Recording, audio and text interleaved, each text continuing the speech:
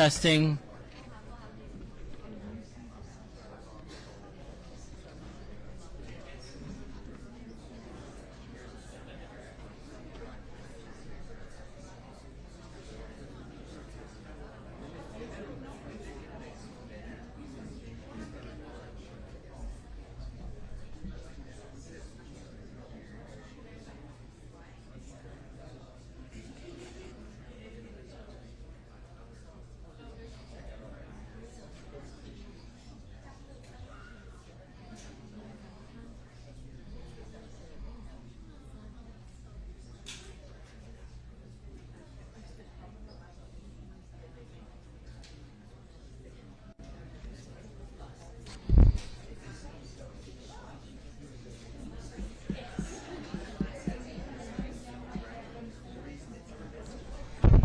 Just want to do one more mic check. If you guys can give me a thumbs up if you can hear me. Testing, testing, test, test. Vernon, you give me the last thumbs up.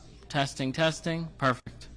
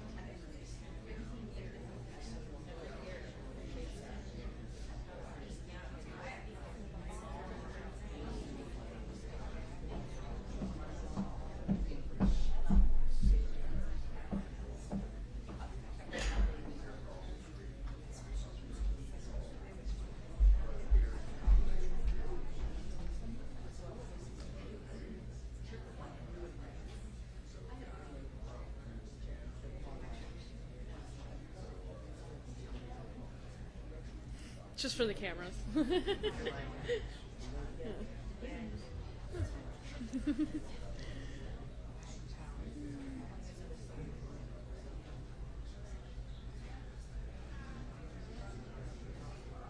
Good.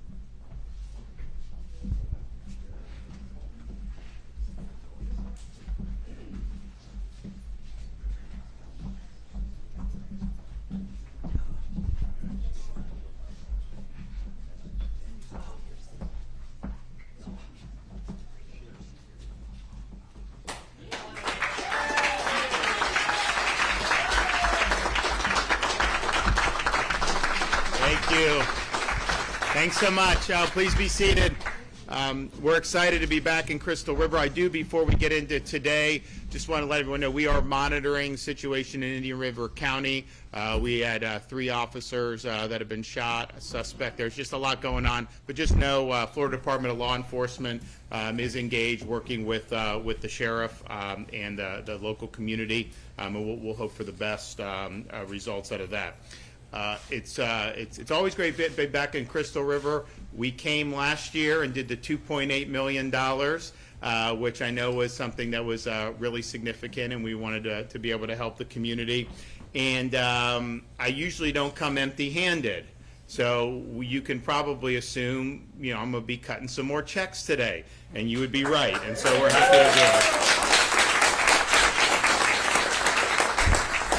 So we've got a number of folks with us here.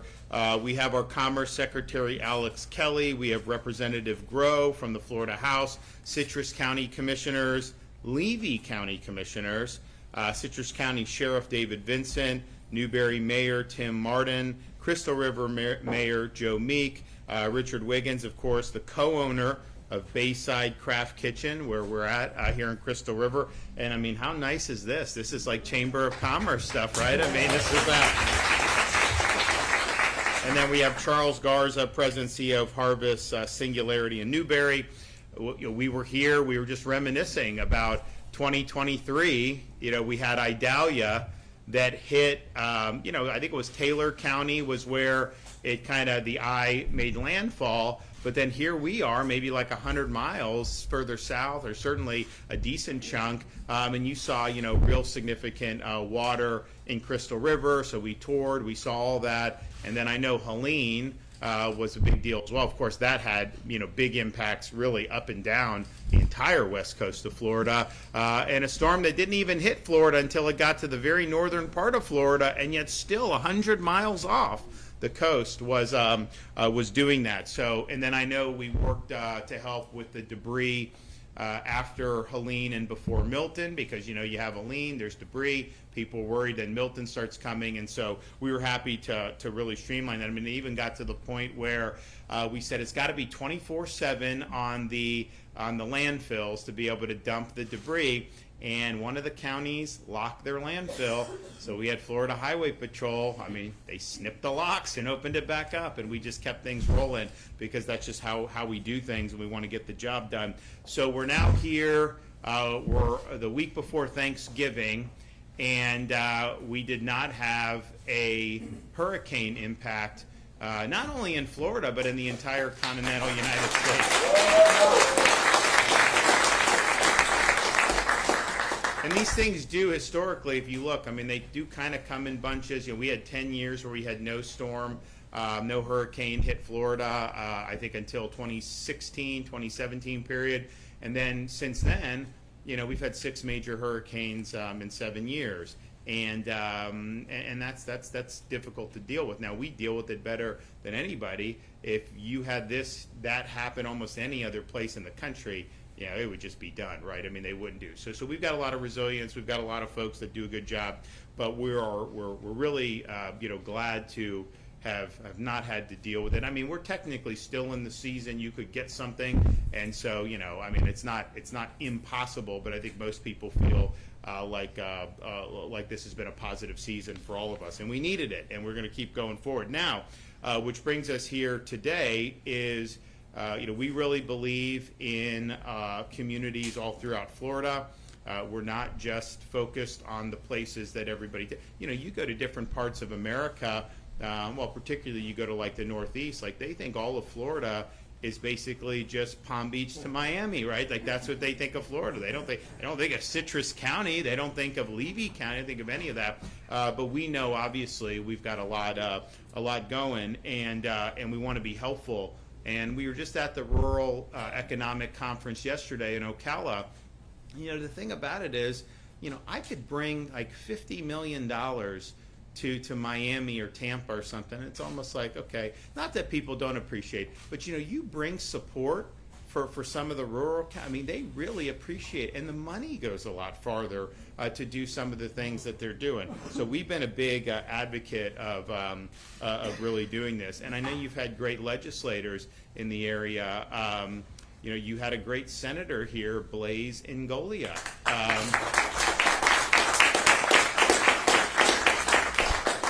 And you know, when the CFO position became vacant, the governor has to appoint a replacement. Yeah, he was a clear choice to do that, just given his track record. Awesome, and I knew he would do good. But I will tell you, you know, he's exceeded expectations.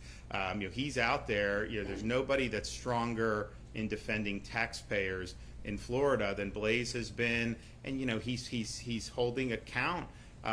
Yes, some of these liberal mayors for overspending, but you know, there are also red counties that are overspending, like Manatee, and he's held them accountable. So I think he's done a really, really good job, and I know, you know, he's from just south of here in Hernando, but you guys should be proud of the job he's doing. And I know, is Ralph here? So you got...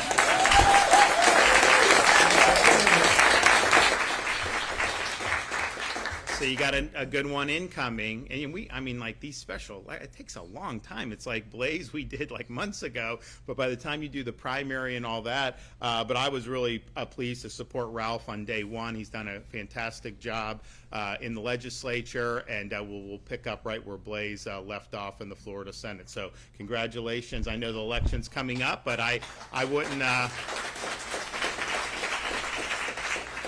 I wouldn't want to be opposite Ralph with a D next to my name. I know that on the ballot, so I think he's going to do pretty good.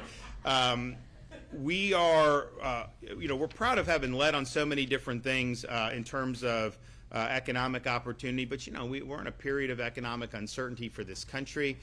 You know, I think if you look around, so much of this that is it's been driving the stock market and all this is basically these big tech companies, the Magnificent Seven, and it's all about artificial intelligence, which, by the way, you know, it's a whole nother conversation. We're going to be rolling out some good policies on AI. You know, there's some people saying, well, the federal government should just take over and not let the states do anything. I reject that. I mean, I think, you know, we have a responsibility to just stand up for you. So, for example, you know, I think it's wrong if they come in to build a data center and then charge the normal customers higher for electricity. We're not going to let that happen.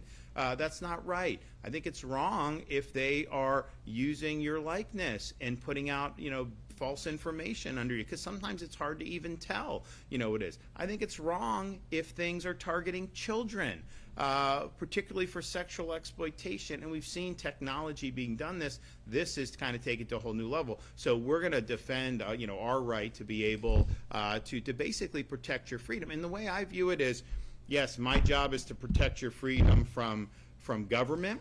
And the state of Florida, we have millions of more people than New York State. Our budget's less than half of their budget. We have the lowest number of state government workers per capita in the entire country. So we've got a very lean government, and I think we've done it well.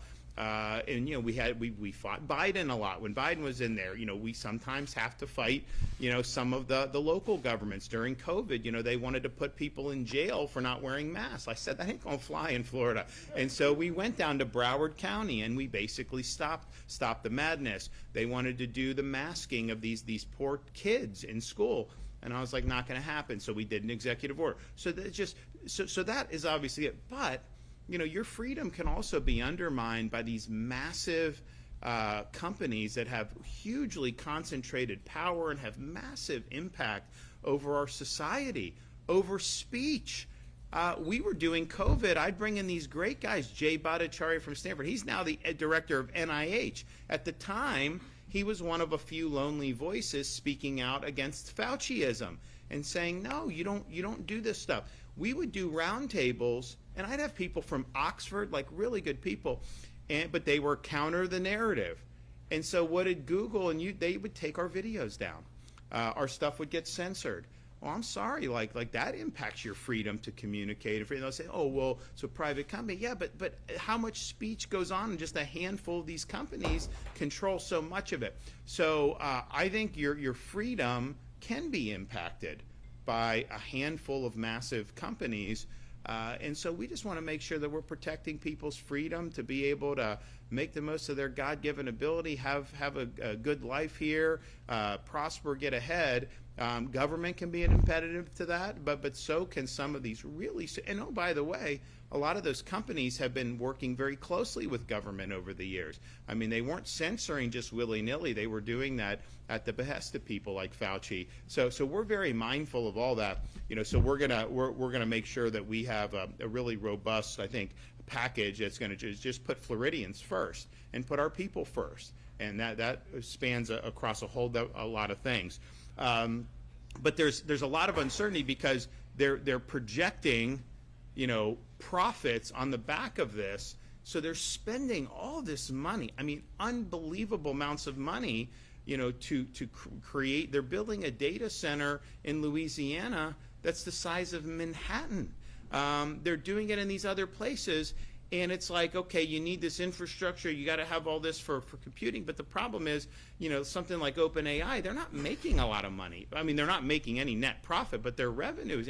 So it's like, where are you going to go? And like, if that doesn't pan out, then you're going to start to see all kinds of shock waves go through the entire economy. And I think what we've done in Florida, we've been ranked #1 economy 3 years in a row by both CNBC and U.S. News World Report, but we have a lot more durability than we used to have. We have way more manufacturing. We've added tens of thousands of manufacturing jobs just since I've been governor. We've got a huge space industry that is booming. Unlike I remember 15 years ago it was dead, right? Obama retired the shuttle, totally dead. We have that. We do have a lot of finance that have moved out of New York City. I mean, wouldn't you, if with the way it's been governed? I mean, like, and now they're gonna have a new mayor, and people are gonna be longing for people like De Blasio because this guy's gonna be more left than him, and it's not gonna be good for public safety and all these other things. So we're doing that, and we want to make sure we continue to do it. But there's certain things that that are not susceptible to necessarily what the market's doing, what the Fed is doing, what Congress is doing, because Congress isn't going to do the right thing. So you have all this. The things that we can do to be helpful are really supporting infrastructure. Making sure that communities are able to bounce back if we do end up having storms in the future, making sure that we're paving the way to have more economic opportunity. And one of the tools that we have for that is something called the Job Growth Grant Fund. It's a fund that the governor is able to do projects. So the locals submit their projects. And sometimes they'll say, hey, we're going to do 10 million. Can you do 5 or whatever? And however they want to do it. And then our Commerce Department evaluates it. And then we kind of make decisions, what can get the most bang for the buck. And so, there's a lot of things that are done that are good. We've done a lot on job training. We've done expanding commercial truck drivers, which I think is really important. And they need to know English when they're driving these trucks. I mean, how stupid can you be to put somebody? Now, we don't do it, but California, putting people behind the wheel who can't read the street signs, can't read what's on the interstate. It's just insane. So we've worked on that. We've worked on concrete skills in high schools and in state colleges so that you do. And that's a whole nother thing with this artificial intelligence. People are almost bragging about it. They think it's like a good thing that it's going to take all these jobs away from people. I don't think it's a good thing if people lose. But the question is and whether that's true or not, the people that have the concrete vocational skills, like that's going to be necessary. You're going to continue to need that. HVAC, you're going to continue to need welding, you're going to continue to need all that stuff for the foreseeable future. So we've worked hard to do it. And, so they'll do it, and we'll look to see, okay, what does this do? What does this do? I was telling the story yesterday in Ocala. They came to me a couple years ago, probably about 2 years ago, for an interchange off I-75. And, I-75 in Ocala can be a problem. We're actually doing a lane expansion there, and that's all underway. We accelerated that by a decade. So hopefully, that'll offer relief. But they're like, hey, we want to build this. And I'm like, all right. So I'm looking at the thing, and they're like, yeah, we think we can, if you do an interchange here, if you do an exit, we can, create a pathway to an industrial park. I'm like, okay. And then they're like, and we think we also, may be able, to go and you can do something else or whatever. And I'm like, all right, yeah, it's good. And, but I hear a lot of this stuff. And then finally they're like, oh, yeah, and if you do that, they're going to put a Buc-ee's in right there. And I was like, all right, well, I'm sold. I'm doing it at Buc-ee's. Like, no question. So they actually are doing Buc-ee's off I-75 in Ocala. And so you guys, when you're doing, if you go north on 75, I don't know exactly. Do you know when it's going to 2026? Yes. 7 or 6? 2026. You'll be able to do it. Have you guys been to Buc-ee's? Okay. If you haven't, look, nobody knows more about service stations than me, okay? Because I travel the state. I've been to almost every Wawa. I've been to Busy Bee. I've been to, all these places. And so I know. So we have 2 Buc-ee's, and it's from Texas. One is in St. Augustine off 95, World Golf Village exit. The other is off in Daytona off the LPGA Boulevard exit. And so we went to the opening of the LPGA Daytona one, and we're cutting the ribbon, all this other stuff. But you go in there, and I've been in. I mean, for a service station, it's Shangri-La, right? I mean, 90 gas pumps. You go in, it's like a department store. I mean, you can get clothes and all this other stuff, whatever. Then they have unbelievable drinks, any kind of drink you want, and they have a barbecue made to order, just doing brisket and doing all this. They're doing, a lot of times they'll have delis where they're doing stuff like Wawa does. They have a fudge station where they're churning out fudge. Then they make their own jerky, and then they have these things called beaver nuts. So it's all these other things. So I will tell you, I mean, you go in there, I mean, it is just, it's swamped. It's like a kind of an experience. So you guys are going to get one pretty close to here, and I think that you'll like it. I don't know, just anecdotally, I go to a lot of different places. I mean, the Buc-ee's customers, if that was what kind of the whole voter pool things, I think I'd get 90% of the. I mean, unbelievable just how it is. So it's good. So we do different things like that, and then we also have other ways to be able to make an impact for local communities, and we've done that over the years. So we have the Job Growth Grant Fund. We also have the CBDG Disaster Recovery Program that we work with the federal government on, and to be able to do it. So today we're able to take both of those pots and do things to really make a difference. And so I'm proud to continue the investments in our Florida communities. Today we are going to award $23.5 million to 3 of our communities, Citrus County, Levy County, and the city of Newberry, to strengthen their critical infrastructure. These investments will support continued growth in the economy, long-term resilience, and improve quality of life. So in Citrus County, we're awarding $16.4 million through this.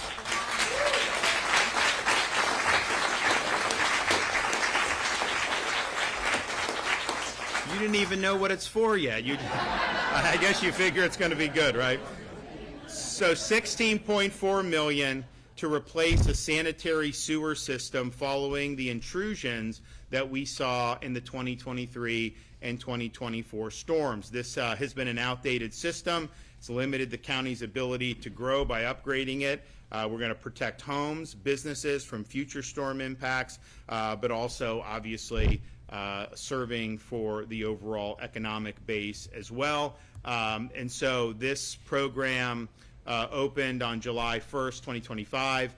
Florida Commerce received more than $1.9 billion in requests for the $400 million available. So there are many needs that people want, and we're glad that Citrus County is able to have snagged a good chunk of that. City of Newberry. Who's from Newberry here? What do we have? Yeah. Have any of you been to Newberry? Okay. So, it's like Alachua County politically is tough, right? But Newberry is it's like you wouldn't know it's there. It's a little bit different ball of wax. So, City of Newberry, we're proud to award $5.6 million through the Job Growth Grant Fund to support roadway and water infrastructure improvements at the Newberry F300 Ag Food Tech Innovation Park. So, congratulations on that. And you'll hear from one of the speakers about why that is important. And then finally, Levy County, $1.5 million through our Job Growth Grant Fund for critical water infrastructure in Chiefland and its surrounding rural communities, including Horseshoe Beach and Cedar Key. And, there's a lot of people maybe in different parts of Florida that had never heard of Horseshoe Beach or Cedar Key until the storms. And then people would see, the storms. I mean, we had a Dahlia in 23. Then we had Debbie, which was not a major hurricane, but was a hurricane in August of 24. Then we had Helene, and then Milton didn't impact that far north as much. But those, 3 storms in about a 13-month period, that was a really, really big deal, and it impacted those areas in a really big way. And I'll tell you, so we were at Gainesville, actually, University of Florida. We created something called the Hamilton School for Classical Learning and Citizenship. And, it's basically like doing what the Academy should have been doing this whole time, which is focus on the things that really matter, great books, Western civilization, foundations of America. And, we've brought in people because we had to change the way, people would always tell me, why are these universities indoctrinating? Why can't we do it? And part of the reason is, it's like, guys, okay, you want to bring in somebody different? They go in front of the faculty that are already there. Well, guess what? If you don't toe the line, you think you're getting tenure from those people? No. So they enforce intellectual conformity through having the faculty able to veto new professors coming in. So we worked with the legislature. We changed the law in Florida. And we said 2 things. 1, all tenured professors must undergo review every 5 years and can be terminated for poor performance. 2, the presidents of the universities and the boards of trustees, they can directly recruit professors to the university without being subjected to the faculty veto. So we've been able to bring in. We brought the top Civil War scholar from Princeton, is now at Hamilton School. This a great scholar from Harvard. He had been at Harvard for 40 years and he couldn't take it anymore, and so he's coming to UF. And then we had a lot of these young people. Like, some of these professors are coming up to me, and they look like they're in their 20s, like very young. I think they're probably older than that, from Oxford and from Cambridge and Vanderbilt and all these places, coming down there. But anyways, I was telling them, and I was like, have you guys gotten to explore Florida or whatever? And some of them were like, well, we went to Miami. We did not. I'm not saying don't do that, but I was like, if you go from Alachua, if you just go like to the West Coast, like this area, look at the Springs. You look at places like Levy County. You look at places like that. I mean, it's old Florida, right? It's really, really pretty. And I mean, I remember going when we were doing some of the hurricane response last year, we're doing stuff, we're helping out checks. So we stopped at one of the places for lunch. I think we were probably in either Steinhatchee or Horseshoe Beach. Maybe we were Steinhatchee. And I go to this place, this family-owned restaurant. We're eating lunch. And, the fella comes up to me. He's like, do you like stone crabs? And I'm like, is hell hot? I mean, of course I like stone. I mean, and so he brings these massive stuff. I mean, like way bigger than I've ever seen in the Keys, or even like Joseph. I mean, like just massive. And it's like, this fresh stuff. It's all. So I tell him, I was like, you guys have got some really great stuff, right at your fingertips, which is, a different pace. And I'm not saying like, look, you have like, hotels and condos like on South Beach, whatever. I mean, like, there's a place for that, but that's not what you want for the entire state, right? So you go and you're able to do this, and they're like, oh man, I want to go check it out. I remember coming, we used to do the Springs, and we could go, swim in some of these areas. I remember as a kid, Ted Williams had his museum here, the Hitters Hall of Fame. And, he used to fish here and stuff. So as a kid, I came up and I went and we were in Dunedin. So it was like an hour and a half drive. You go and you got to see it's probably longer than that because I don't think they had the expressway at the time. That expressway makes it a lot easier to get to Tampa and up. So you do that and you've seen that, and I'm looking around. I'm like, man, this is really, really nice. So we really believe that there's a lot of great stuff. And the hurricanes obviously are tough. But I think people have bounced back as good as they can. So here in Levy County, this is going to be really important to make sure that they get this situated because they've got a lot of great stuff there. It's really a cool part of Florida. So, all right, we're going to do the checks. We'll take some photos. Then I'm going to invite the other speakers up. So who do we have first? Citrus. All right.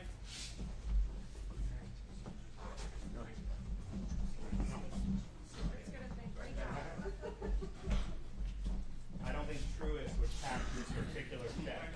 I don't know. Hold on, we got one more coming, I'm sure. If you can hold your cameras down, please hold your cell phones down. Let's get a big smile right here. Camera on top. 1, 2, 3. 1, 2, 3. Thank you. Got it? All right. Congratulations.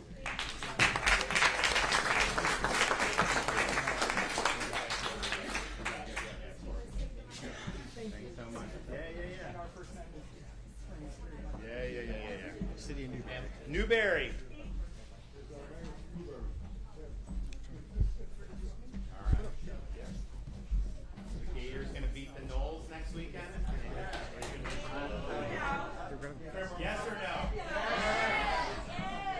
Camera on top. Right there. 1, 2, 3. 1, 2, 3. Thank you.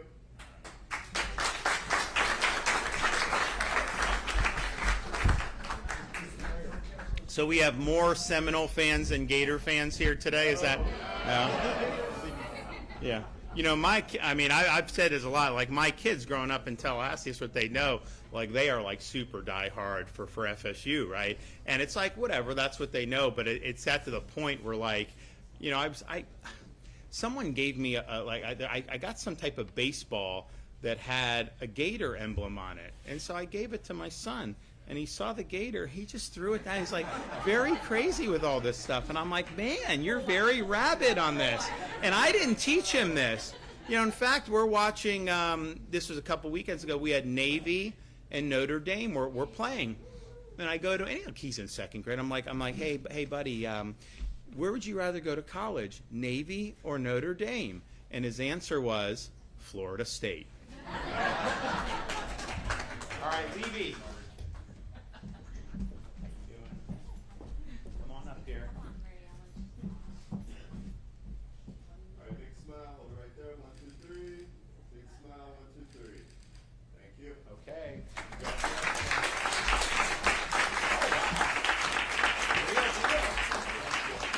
Okay, Alex Kelly, come on up. Well, Governor, thank you so much. Again, Alex Kelly, Secretary of Commerce.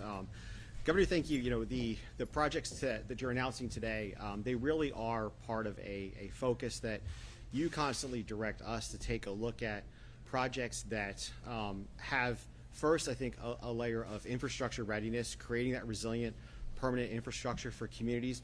But it never stops there. It's a focus. All three of these projects then really feed into readiness for the workforce, and ultimately helping all three communities that we're celebrating today, I think, really have the kind of assets and resources that make job creation possible and sustainable and supportable. I really want to thank from our department. We've gotten to work with a number of individuals in the room, but also outside this room. You know, here in Citrus County, we worked a lot with a number of people, a number of the commissioners.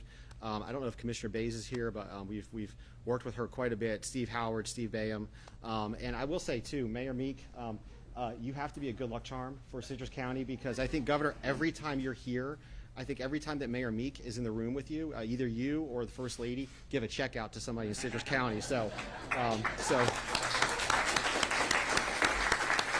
Just keep showing up. You know, in Levy County, Chair Mills, and I want to thank, he's not here, but Jeff Hendry from the North Florida Economic Development Partnership really represents the interests of Levy County at all times as well too. Mayor Martin from Newberry, Scott Engel from UF IFAS is here as well. Has been a tremendous partner on this project. Charles Garza, it's been great to hear from you and learn about Harvest Singularity and your investment, not just in Newberry, but your investment as you're planning for really throughout the state. I want to give a big thanks to Representative J.J. Grow. We spent a lot of time. Yeah.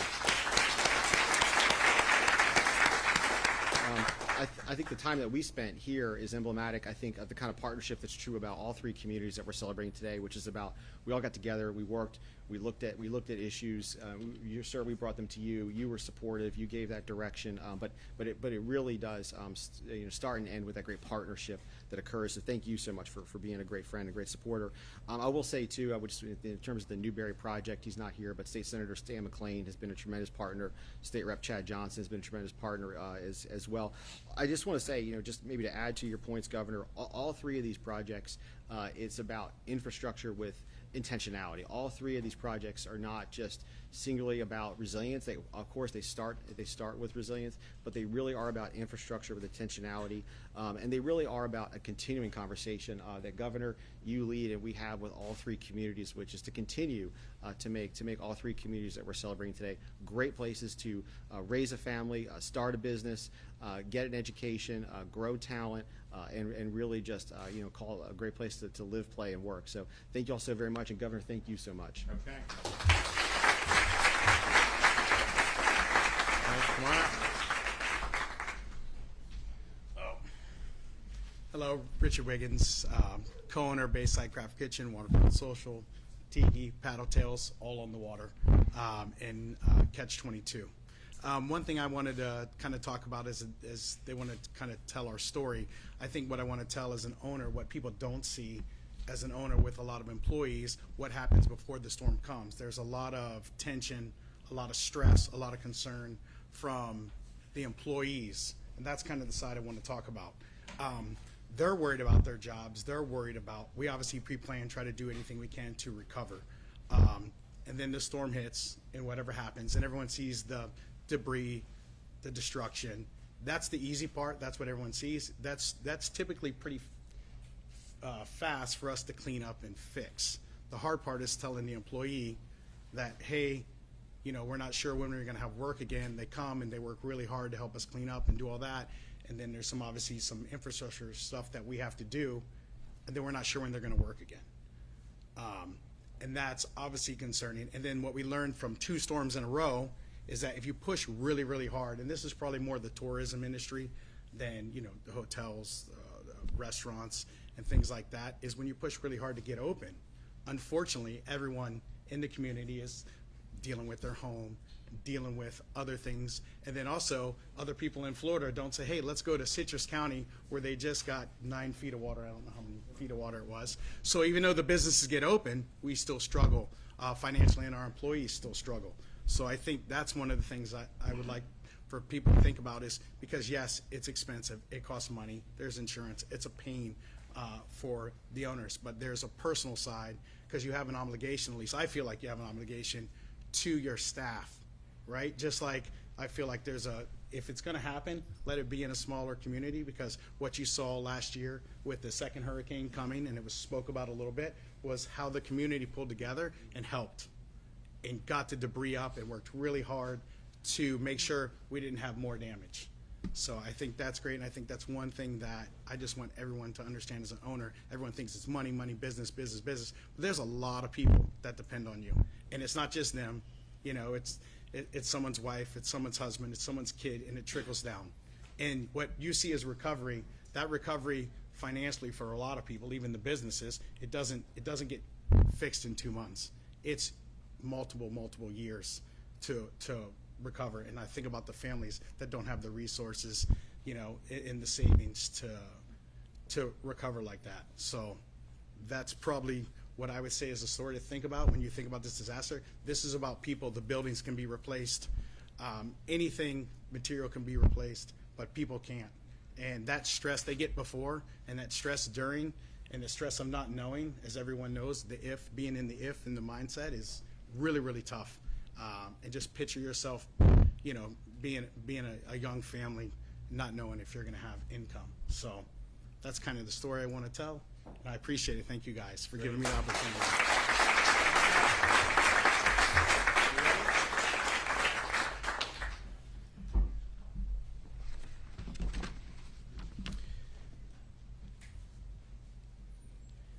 Well, good morning. My name is Charles Garza. I'm the CEO and founding partner of Harvest Singularity.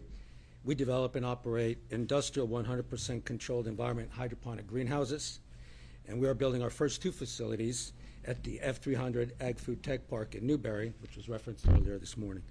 Our plan is to build and operate 10 industrial 100% controlled environment hydroponic greenhouses throughout the state of Florida, with the aim of making Florida the U.S. leader in controlled environment agriculture. Each facility in Newberry will be 325,000 square feet in size. The investment in each facility is $66 million. The average number of employees per facility between 50 and 60, and the average salary per facility $91,000. Each of our technology-driven greenhouses will utilize precision agriculture, AI, robotics, to produce nearly 4 tons of non-genetically modified and organic leafy greens every day. That's one farm, all without the use of pesticides, fungicides, and herbicides. Our production output requires 94% less land and 95% less water than in conventional ag. In fact, our facility will require 40,000 gallons a day to operate, but all of that water will be captured from the rain, requiring no water from the municipality, even though we connect just in case. Our cultivar focus in the first 10 farms will be leafy greens, tomatoes, and strawberries, and our total investment in Florida as a whole over the next 5 to 7 years is $660 million.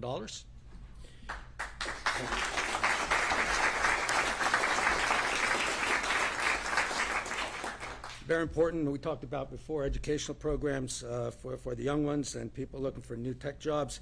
Each facility that we build will be located near to a UF IFAS extension office and a local state college, so that we can create CEA educational and research opportunities for University of Florida ag students, and to help state colleges develop training programs aimed at creating a new generation of high-paying ag tech jobs in our local communities. Now, regarding Newberry, we searched all over Florida for a very long time, and we found our home. We really liked that it is a community rich in agriculture history and tradition. It was clear to us that the leadership of the city understood the importance of agriculture, very important today, food security, and the challenges faced by food producers nationwide. The minute we all met, it was clear to us and our organization that Newberry was a place where we would invest first. So thank you, gentlemen, for that opportunity. Another big decision driver for us to invest $132 million in Newberry was Newberry's F300 Ag Tech Park, made possible by collaboration between the City of Newberry and UF IFAS. So Dr. Engel, kudos for that collaboration. We understood immediately that we needed to be a part of this great collaboration, and that is why we decided to establish our first 2 high-tech farms in Newberry's F300 Ag Tech Park. Today, we're proud to be the first industrial ag tech company to call F300 and Newberry our home. So very glad for that. And in fact, we are making our headquarters there. I would like to thank Governor DeSantis and his team for seeing the same things in Newberry that we saw. We share the governor's enthusiasm for what we can all do together, and I can't wait to get it all started. This was really an unexpected surprise, one which gives me confidence that we made the right choice, and today we are happy to be part of the Team Berry. Thank you very much.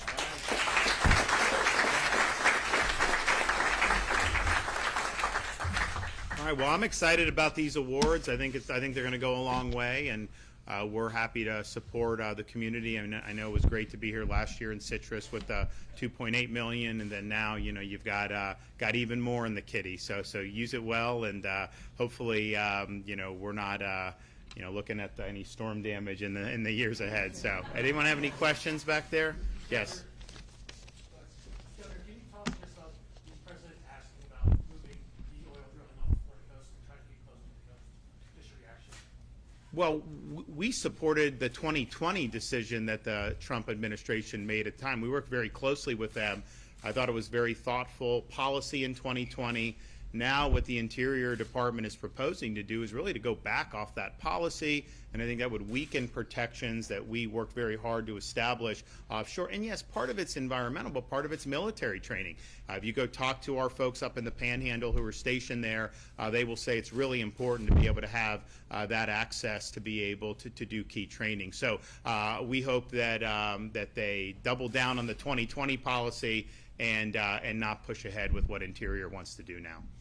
Governor, have you heard of the Anna Kepner case? If you have, your thoughts. I know FBI is the lead on the investigation, but is there anything the state can do?